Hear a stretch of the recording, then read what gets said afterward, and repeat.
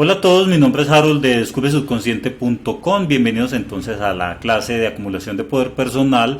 Vamos entonces a hablar de la clase número 12, en la cual vamos a mirar cómo nuestra mente normaliza los deseos que consideramos conscientemente que no se deberían hacer, pero inconscientemente son alimentados y finalmente terminamos haciéndolos, ¿sí?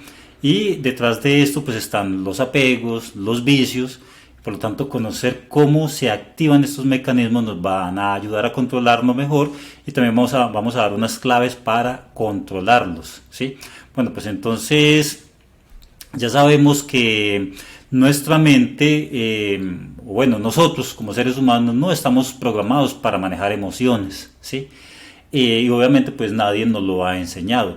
Entonces lo que normalmente sucede es que las emociones nos manejan a nosotros, ¿sí? Nos hemos convertido en seres reactivos, ¿sí? Entonces ya sabemos, ya hemos hablado de que las cosas que nosotros observamos entran a nosotros a través de los sentidos, generan unas conexiones neuronales, y esas conexiones neuronales generan impulsos eléctricos que activan ciertas zonas del cerebro, envían impulsos a nuestro sistema nervioso central, activan ciertas glándulas que están detrás de lo que nosotros llamamos emociones, ¿sí? Cuando sentimos fuertes emociones, ciertos impulsos, que si la adrenalina, cuando todas estas emociones o todas estas glándulas se activan, pues entonces ya no hay mucho que hacer, ¿sí? Ya prácticamente viene la acción. Entonces, por eso no podemos evitar reaccionar, ¿sí? Somos mecanismos, y las cosas que consumimos, ya lo vimos en la clase pasada, pues afectan nuestro comportamiento, ¿sí? Por ejemplo, ves un comercial acerca de viajes, un 50% para viajar a Cancún, y tú indudablemente o inevitablemente no puedes evitar pensar en que sería bueno un viaje y que sería bueno aprovechar ese 50% de descuento, y que hace rato que no viajas, y que entonces sería una buena oportunidad si sacas las vacaciones. Entonces tú no puedes evitar empezar a pensar en ello, ¿sí? Y aprovechar ese descuento, y seguramente terminarás viajando simplemente por algo que tuviste, ¿sí? También colocábamos en la clase pasada el ejemplo de las series de narcos, ¿sí? Entonces, un niño que no está preparado para mirar todos los contextos que se están moviendo y que tenga una necesidad de buscar poder, entonces puede sentirse atraído hacia esas circunstancias, y si se dan una serie de condiciones y circunstancias, si fuera eso no está preparado, no tiene unas bases psicológicas estables, pues entonces puede verse metido en ese mundo, ¿sí? Por unas ideas que llegaron desde fuera. Ahora usted llegue y coloque este mismo ejemplo para cada una de las circunstancias que están afectando a su vida, ¿sí? Muchas de esas cosas fueron aprendidas, generó unos sentimientos en usted de lo que debía de hacer, y finalmente lo terminó ejecutando, ¿sí? Entonces hay que tener en cuenta con eso, ¿sí? Y nosotros, muchas cosas que recibimos en nuestra infancia, que fueron las primeras cosas que llegaron a nuestra vida, son las cosas que vamos aceptando inconscientemente, y ya a partir de ese conocimiento construimos todo el resto de nuestra vida. Entonces, fuertes impactos emocionales en la infancia afecta por el resto de nuestra vida nuestras decisiones, ¿sí? Y a no ser que ahora seamos conscientes de esos pensamientos o sentimientos, nos va a seguir afectando, ¿sí? Nos va a seguir afectando en nuestra vida diaria. Por eso decía Carl Jung, ¿sí? Hasta que el inconsciente no se haga consciente, el subconsciente seguirá manejando tu vida y lo llamarás destino, ¿sí? Y tiene toda la lógica. Si tú no eres consciente de todos esos mecanismos que mueven tu vida y de dónde surgieron, pues vas a seguir actuando siguiendo unos patrones de conducta inconsciente que te van a afectar de manera negativa y te van a llevar por un destino del cual tú no eres consciente ni de dónde vienes, ¿sí? O qué te mueve y para dónde vas. O inevitablemente llegarás a un destino del cual no eres consciente porque estás haciendo las cosas que haces, ni porque estás sometido a ciertas circunstancias, ¿sí? Entonces, bueno, empecemos a hablar acerca de cómo se forman esos deseos ocultos, ¿sí? Es inevitable que muchas cosas nos produzcan deseo, ¿sí? ¿Por qué? Porque tú eres un ser humano, ¿sí? No eres una máquina insensible, sino que tienes sentimientos, las cosas que tú ves te producen. Por ejemplo, eso del viaje, pues obviamente, si tú ves algo y te da la oportunidad, pues tú terminas viajando, ¿sí? Lo mismo que la esposa, por ejemplo, de alguien, de una amistad, de un vecino, puede producirte ciertos deseos y es normal, tú sientes deseos, ¿cierto? Porque te atrae esa persona, ¿sí? O por ejemplo las drogas, ¿sí? Tú puedes sentir el deseo de consumirla porque hay alguien con la que estás saliendo y esa persona consume drogas y tú por querer impresionar a esa persona pues puedes verte arrastrado a hacer eso de alguna manera, ¿sí? No lo hacen más que todo por ti mismo o por probarlo a ver qué tal, sino por complacer a esa persona o por ejemplo complacer a una persona que consideres que por ejemplo los niños en los colegios, esos muchachos así que son los más duros y más rudos, pues entonces lo consumen y estos buenos niños terminan en este mundo de las drogas, por así decirlo, ¿sí? Entonces es inevitable, hay muchas cosas, muchos mecanismos que están detrás de nuestros deseos, muchas cosas que nos incitan a actuar de cierta manera, por ejemplo el orgullo, ¿sí? Muchas veces compramos cosas que no necesitamos simplemente por aparentar y sentirnos de que somos personas que los demás admiran por hacer ciertas cosas, ¿sí? Muy bien, entonces en la clase anterior, en la clase 8 habíamos hablado acerca de una cantidad de mecanismos, ¿sí? Creo que es la clase 8, sí, sí. Bueno, hay una cantidad de mecanismos que nos llevan a actuar de cierta manera, ¿sí? Por ejemplo, hablábamos que uno de los mecanismos en nuestro interior es el instinto de protección, ¿sí? Que nos hace protegernos y agredir a quien sea que veamos como una agresión, ¿sí? Entonces, así existen cientos de mecanismos en nuestro interior. Bueno, en esa clase mencionamos como 20, creo, ¿sí? Entonces, existen muchísimos más seguramente que nos hacen actuar de ciertas maneras, ¿sí? Entonces, tú, por ejemplo, conscientemente puedes no querer hacer algo, pero tu deseo sí quiere, ¿sí? Ese es el bendito problema. Entonces, cuando tú tienes deseos que no son buenos, ¿sí?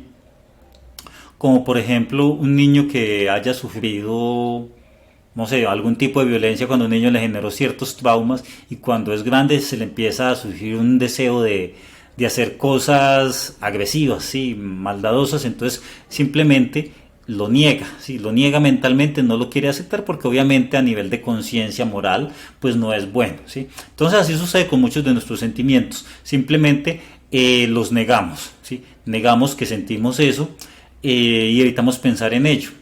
Pero el deseo ya ha quedado ahí, ¿cierto? Ahí está, nuestro interior ha sido picado con esa curiosidad, ha sido insertada esa idea, como lo vimos en una clase pasada acerca de cómo se insertan las ideas por allá en nuestro fondo. ¿Sí? Hacíamos la explicación de la película Inception, de cómo se insertaban en unos niveles del subconsciente y cómo se insertaba esa idea en ese sueño, ¿sí? De tal manera que la persona poco a poco iba haciendo viable esa idea. Entonces, el problema es que nuestra mente va normalizando esos deseos, como ya los vamos a ver más adelante en otro punto, ¿sí? Entonces, una vez el deseo se queda ya insertado, entonces en la medida que nosotros lo vayamos sintiendo, vamos normalizándolo, ¿sí? Vamos normalizando porque vamos conviviendo con ese deseo, ¿sí? Entonces se hace, digamos, un invitado común y conocido, ¿sí? Ya no, nuestra mente no va a estar tan prevenida frente a ello, por lo tanto ese deseo va a estar instalado en nuestra psiquis, ¿sí? Entonces es normal que sintamos algunos deseos, ¿sí? Pero nuestra moralidad, nuestra conciencia, nuestra educación dice que no es viable, ¿sí? Que no se debe hacer. Entonces, por ejemplo, en el caso de que tú deseas, por ejemplo, a la novia de tu amigo, ¿sí? Entonces tú dices conscientemente, no debo hacerlo, ¿sí? No debo hacerlo. Pero el deseo está ahí metido, entonces si se empiezan a dar una serie de oportunidades, ¿sí? En donde tú te vas a ver a solas con esa persona, donde la persona te está haciendo unos gestos, donde te invita a que estén los dos juntos, pues entonces a partir de una serie de circunstancias y de que el cerebro lo va conviviendo con esa situación, entonces poco a poco va a buscar justificaciones, ¿sí? Para poderlo ejecutar hasta que finalmente lo ejecuta, ¿sí? Porque nosotros actuamos no por la lógica, sino por las emociones, ¿sí? Si tú tienes una fuerte emoción hacia algo, tú finalmente lo terminas ejecutando y no te va a importar las razones para no hacerlo, ¿sí?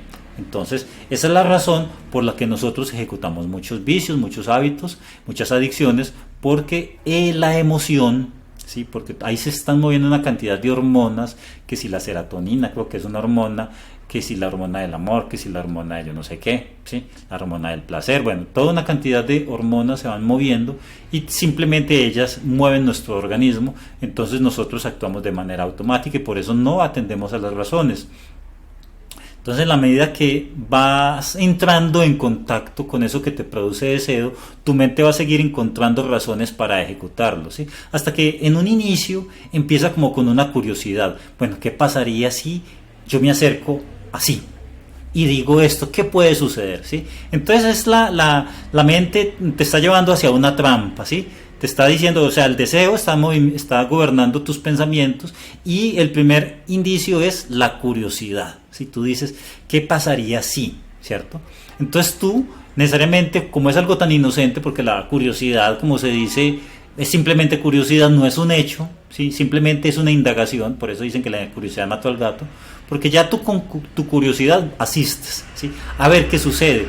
Entonces, ya dices en una próxima ocasión, en la medida que vas satisfaciendo la curiosidad, va diciendo, ve, y si pruebo esto de cierta manera, y si me acerco, y si digo esto, a ver qué sucede, a ver, como por simplemente probar una cosa, tin, lo prueba y le quedó sabiendo ese pequeño sabor, ese pequeño indicio, hasta que finalmente tin, tin, tin, tin, se va arrastrando, se va yendo, hasta que lo ejecuta, ¿sí? Entonces, hay que tener en cuenta que es la manera en que nosotros actuamos, ¿sí? Entonces, ¿cómo suceden nuestras acciones? Primero se instala un deseo en nuestro interior, luego se presentan una serie de circunstancias y luego la razón empieza a justificar ese deseo para nosotros poder tener vía libre para ejecutarlo, y así con todo tipo de deseos oscuros, llámese agresiones, llámese venganzas, llámese, tú tienes un sentimiento, una ira en contra de alguien, tú quieres hacerle algo. Tu mente consciente te dice, no es bueno, hay que ser civilizados, hay que perdonar, hay que comprender, pero tu emoción está ya latiendo en tu interior y simplemente va a ir arrastrándose poco a poco hacia la satisfacción de ese deseo, ¿sí? Y por eso es que ejecutamos tantas cosas que muchas veces nos salimos a repitiendo después de porque yo hice esto, ¿sí? Entonces hay que tener en cuenta eso. ¿Por qué no podemos escapar de muchas circunstancias? Ahora hablemos de este tema, ¿sí? Porque nuestras creencias justifican las acciones a las cuales estamos atados, ¿sí? Ya hemos hablado en la clase 8 de todos esos mecanismos que se mueven detrás de las emociones y también hemos hablado de los sistemas de creencias, ¿sí? Tú tienes unos tipos de creencias que sostienen toda tu actividad, toda tu personalidad. Si tú cambias tu sistema de creencias, cambia tu personalidad y cambia también tus circunstancias, ¿sí? No es el mismo sistema de creencias, por ejemplo, un sistema de creencias de alguien que se dedica a estudiar y a trabajar duro día a día a un sistema de creencias de un pandillero, ¿sí? Es un sistema completamente diferente, pero cambian los sistemas de creencias y también cambiarán sus acciones, ¿sí? Porque es en lo que cree, ¿sí? Y cambiar las creencias es muy fácil, ¿sí? Es sino, por ejemplo, ver como, por ejemplo, una persona normal que quiere a su familia, que tiene unos hijos, que tiene, qué sé yo, un trabajo normal, de un momento a otro, por asistir a un tipo de creencia, de un tipo de conocimiento, termina por allá con unas sotanas, hablando en la calle y cosas por el estilo, ¿sí? Una creencia le cambió su sistema de creencias y sus acciones. Entonces hay que tener mucho cuidado con eso porque aquí lo estamos viendo muy fácil en el exterior, pero poca idea tenemos de cómo tenemos unos sistemas de creencias que son parecidos y obviamente como es nuestro sistema de creencias, como está normalizado, nosotros no le ponemos mucha atención. Entonces, ¿por qué no podemos escapar finalmente de muchas situaciones? Porque, por ejemplo, miremos la pobreza, ¿sí? Tú puedes estar sostenido en unos sistemas de pobreza porque inconscientemente sabes que eso implica una cantidad de sacrificios que tú no te sientes en la necesidad ni quieres hacer ese esfuerzo que justifica hacer todo ese esfuerzo para conseguir eso, ¿sí? Tú vas a decir, trasnochar, levantarme a las 4 de la mañana, renunciar a tales cosas, no, que va, pues inconscientemente obviamente, por lo tanto necesitas un argumento, una razón para justificar esa acción, y la manera más fácil pues obviamente diciendo que eres humilde, ¿sí? La humildad ya justifica entonces tu pobreza, puede ser una de las tantas razones, porque hay más razones como lo veremos más adelante en esta clase. Entonces, algo difícil, si hay algo difícil que tu cerebro lo percibe como difícil, pues simplemente lo justificas para no hacerlo, porque ya sabemos que hay un mecanismo detrás de ellos, y es el de ahorro de energía y el de no percibir un peligro por cosas que no estén sucediendo en este instante. Entonces, cuando la mente sí percibe un peligro como real, bueno, hay que tener en cuenta que la mente no percibe peligros ni advertencias, solamente para ella es importante lo que está de manera más inmediata, ¿sí? Entonces, entre más se repita un evento, más se va a ir normalizando de tal manera que no lo va a ver ni difícil ni peligroso, ¿sí? Entonces, para que algo la mente lo perciba como real, un peligro real, es que sienta un dolor, ¿sí? Ese dolor le obliga a salir de ahí. Entonces tú, por ejemplo, conscientemente puedes pensar que tu trabajo no te satisface, ¿sí? Pero tú estás acostumbrado a hacerlo, ¿sí? Y a no ser que suceda un evento trágico en tu trabajo que tú digas, no más, no aguanto más y me voy, tú no te alejas de esa situación, ¿sí? Entonces hay que tener muy en cuenta eso. Ahora bien, ¿cómo la mente se acostumbra a un dolor? ¿Sí? Bueno, la mente se acostumbra a un dolor porque, miremoslo con esta parábola de la rana, yo la escuché por alguna vez por ahí, que una vez, por ejemplo, si tú quieres cocinar una rana, pues entonces puedes meterla a una olla, la olla está apagada obviamente, pero le empiezas a subir la temperatura poco a poco, ¿sí? De tal manera que la rana no salta, porque si tú metes una rana en un agua caliente, pues ella siente el quemón y sale de una vez, ¿sí? Mientras que tú, por ejemplo, la metes en el agua está fría, le vas aumentando poco a poco la temperatura, y la rana poco a poco va adaptando su cuerpo a la temperatura, ¿sí? De tal manera que cada vez le puedes ir subiendo un poco más y la rana no lo va a detectar, la subes, y de un momento a otro tienes un sancocho de rana, ¿sí? La rana fue cocinada sin que ella se diera de cuenta. Y así hay muchas circunstancias en nuestra vida, ¿sí? Muchas circunstancias que al principio nos pareció muy dura, pero debido a que estamos obligados a estar en ese tipo de circunstancias, las hemos normalizado, nos hemos acostumbrado y ya le hemos encontrado como el sabor, ¿sí? Pero ya estamos cocinados, ¿sí? Ya formamos parte de esas circunstancias, ¿sí? Ya no somos un agente externo a las circunstancias, sino que ya somos los que la provocan inclusive, ¿sí? Porque ya nos hemos acostumbrado. Y lo mismo sucede con paradigmas culturales. Poco a poco llegan conocimientos a nuestra mente de parte de la cultura, de ciertas cosas que quieran generar tendencia, como por ejemplo en la moda, ¿sí? Insertan un tipo de moda, insertan un tipo de música, y tú al principio, bueno, sí, pero poco a poco se va normalizando, ¿sí? Hasta que muchas cosas en la sociedad, en la cultura, se ven como normales, pero realmente son perjudiciales, pero no aceptamos su perjuicio dado de que la hemos normalizado, como por ejemplo el tema del azúcar, ¿sí? Se han hecho ya, yo creo que TikTok, YouTube, Instagram está lleno de contenido acerca que habla de los peligros del azúcar, y gente diciendo y todas esas cosas, pero ya se ha normalizado. Entonces estamos consumiendo un veneno que no sabe bien, pero nosotros lo hemos normalizado y lo aceptamos y convivimos con ello y no hacemos nada en contra de ello porque es normal. Ahora imagínese usted en cada una de las circunstancias de su vida. Entonces, la solución sería salirse de esa situación, obviamente, despegarse, ¿sí? Pero tu mente no lo va a permitir porque primero que todo es invisible, ¿sí? Es invisible y finalmente cuando tú convives mucho con algo, ¿sí? Así sea que en un inicio sea doloroso, tu mente va a justificarlo, ¿sí? Va a encontrarle como un placer, ¿sí? Porque hay que entender que tu mente no es masoquista, ¿sí? Tú no puedes convivir mucho tiempo con una situación que te produce dolor sin quebrarte, ¿sí? Entonces, ¿qué hace tu mente? Le encuentra un placer a esa situación, ¿sí? Tiene que hacerlo para poder convivir con ello, ¿sí? Entonces, ya la mente le encuentra placer a convivir con eso y se acostumbra y ya le es muy difícil salir de ahí. Y por otra parte, pues no salimos porque no tenemos ni el conocimiento ni la fuerza para salir de ello, ¿sí? Entonces, para salir de ello, pues tendríamos que, digamos, aprender a desadaptarnos, soltarnos de eso y generar nuevas asociaciones mentales, nuevos conocimientos que nos permita ser conscientes de esa situación y otros conocimientos para hacer otro tipo de cosas, ¿sí? Entonces, es eso. Por ejemplo, miremos el tema de alguien violento, ¿sí? Al principio, vivir esa niñez en medio de esa violencia le genera mucho dolor, pero luego le va encontrando gusto, ¿sí? Y va encontrando conocimientos, va buscando conocimientos que reafirme ese placer sádico que tiene, ¿sí? Por ejemplo, el fuerte sobrevive y el débil perecerá. Ese tipo de conocimientos que a veces se ven en ciertas series de anime o en libros. Entonces, esto me gusta este conocimiento, me gusta porque me hace sentirme fuerte y por lo tanto justifica la violencia, ¿sí?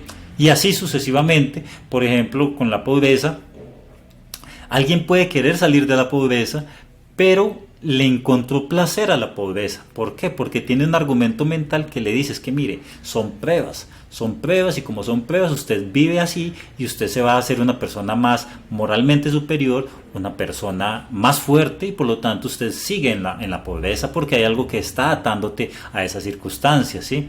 Entonces, hablemos de cómo vivimos con una emoción, ¿sí? Cómo esa emoción negativa pasa a formar parte de nuestra psiquis, de nuestra estructura mental y de nuestra personalidad. Imaginemos, por ejemplo, que alguien llega y lo visita a su casa, ¿sí? A su apartamento. Imaginemos una visita, pero esa visita es desorganizada, ¿sí? Deja las cosas de cualquier manera, no lava la ropa, no lava la loza, no hace nada, pone música todo el día y tú tienes que cambiar parte de tus hábitos para adaptarse a ese nuevo visitante, ¿sí? Pues entonces así funciona igualmente con una idea equivocada y con una emoción equivocada, ¿sí? Se instalan en nuestra psiquis y ya a partir de ahí pues ya es muy difícil sacarlas, ¿sí? Porque empiezan a reestructurar nuestra mente, a justificar algunas acciones, nos vamos acostumbrando, nos vamos normalizando y finalmente para no entrar en pelea todo el día con esa persona, así como cuando hay un visitante, para no estar peleando, nosotros tenemos que ceder ante ese visitante. Y así con los conocimientos que llegan a tu mente, tú simplemente terminas cediendo y aceptando ciertas cosas, ¿sí? Entonces, el otro tema de cómo surge esa emoción es que los hábitos son subconscientes, ¿sí? Los hábitos cosas que se van repitiendo, ya pasan al subconsciente porque la atención no se va a fijar en cosas que ya está repitiendo una vez, no necesita estar invirtiendo energía en eso, ¿sí? Entonces, lo que se va repitiendo genera una manera de pensar, unas emociones que finalmente se terminan convirtiendo en acciones y esas acciones se van repitiendo y ya forman parte de nuestra personalidad y no nos vamos a dar de cuenta, ¿sí? Por eso terminamos haciendo lo mismo siempre, ¿sí? Porque ya nos es difícil hacer otro tipo de cosas, ya nos hemos acostumbrado, hemos generado una estructura de acción, ¿sí? Entonces, bueno, es eso. Hablemos entonces de cómo funciona el apego, ¿sí? Nosotros ya sabemos que hay muchos objetos de deseo, ¿sí? Y todos los objetos de deseo, sean cual sean, funcionan con los mismos mecanismos, ¿sí? Llámese una adicción, un vicio, un hábito, un placer por una lectura, por ejemplo, o incluso el amor, ¿sí? Todos funcionan bajo unos mismos mecanismos y es en el que la mente se recrea y le gusta recrearse en ese objeto de deseo, ¿sí? Entonces, entre tú más piensas que en algo te produce placer, mucho más deseo tienes de hacerlo, ¿sí? Más, digamos, hormonas se despiertan, más dopamina, más de este tipo de hormonas. Si es la dopamina, creo que es la dopamina bueno, sí, hay tantas hormonas por ahí que generan cierto tipo de deseos y vas generándose esa acción y no recreamos lo malo, ¿sí? Cuando nosotros estamos enamorados, por ejemplo, de alguien o estamos adictos a una cosa, lo que hacemos es justificarlo para evitar salir de ahí, ¿sí? Entonces, esto va generando también una dependencia emocional, ¿sí? En la medida que tú vas interactuando con ese objeto de deseo, se van generando nuevas estructuras, se convierte en una manera de ser y de vivir y de pensar, ¿sí? Y ya tú no vas a cambiar, es muy difícil hacer el cambio porque toda tu estructura mental, toda tu estructura emocional, todas tus acciones están ya formadas por ese lado. Es como un árbol que ha crecido, como se dice, árbol torcido, muy difícil sus ramas volver a, bueno, ya me voy a poner como el chapulín, ¿sí? Pero hay una frase que habla de que árbol torcido no es muy difícil que se vuelva a poner en su lugar, ¿sí? Entonces eso forma parte, obviamente para eso es este curso, para enseñar digamos, a enderezar nuestras conductas, ¿sí? Entonces así funciona el apego, ¿sí? Así funciona el apego. En la medida que vamos haciendo nos vamos acostumbrando, ¿sí?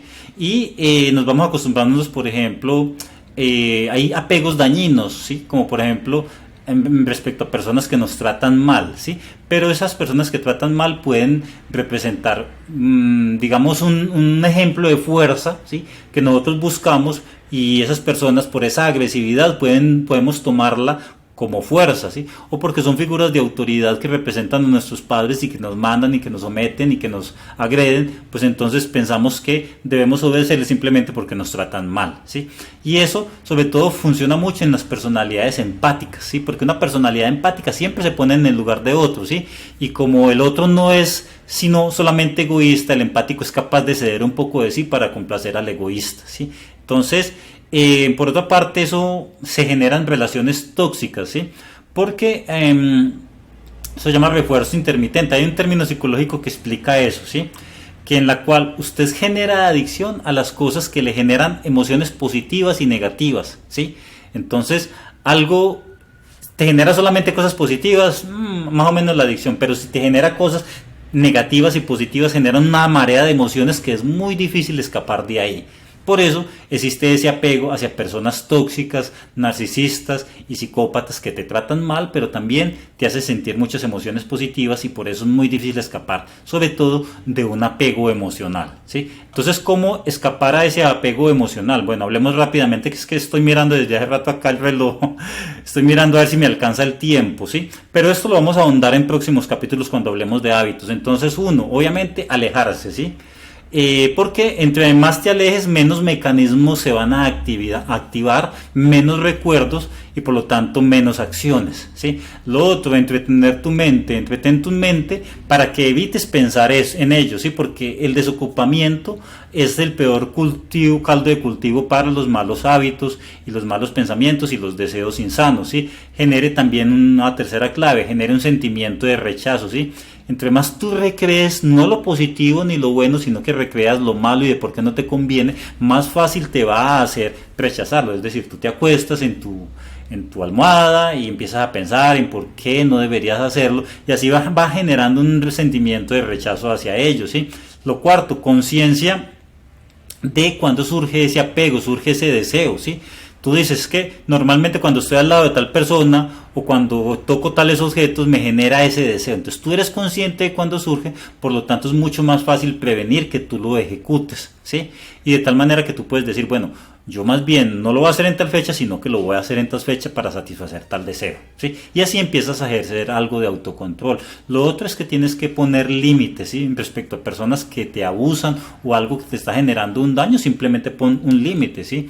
Tienes que tener límites muy claros en tu vida, ¿sí? Límites respecto a tu tiempo, a tu dinero, a tu respeto, a tu dignidad. Cuando alguien sobrepasa cierto tiempo que tú no quieres que te consuman, cierto dinero que tú no quieres que te gasten, cierto respeto que no quieren que te respeten, pues entonces tú dices hasta acá, ¿sí?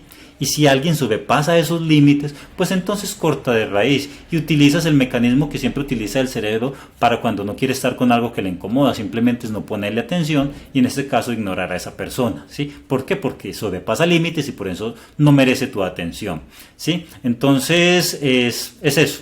El otro, aprende a ver los puntos débiles, ¿sí?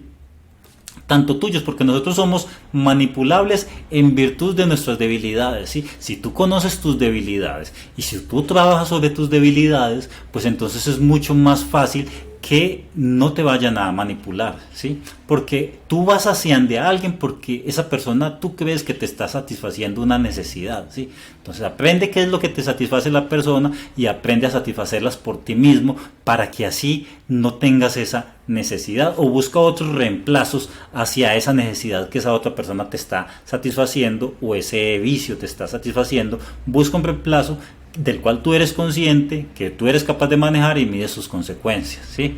Entonces analiza tus debilidades, ponlas de frente y solucionas. Analiza cuáles son tus deseos, ponlas de frente y mira qué solución le vas a dar para que así no se te vuelva una debilidad y no caigas en manos o presas de vicios y de personas que te manipulan por causa de todas esas debilidades. Bueno, yo creo que ya me hice entender y ya también se me acabó el tiempo. Nos vemos entonces en la próxima clase.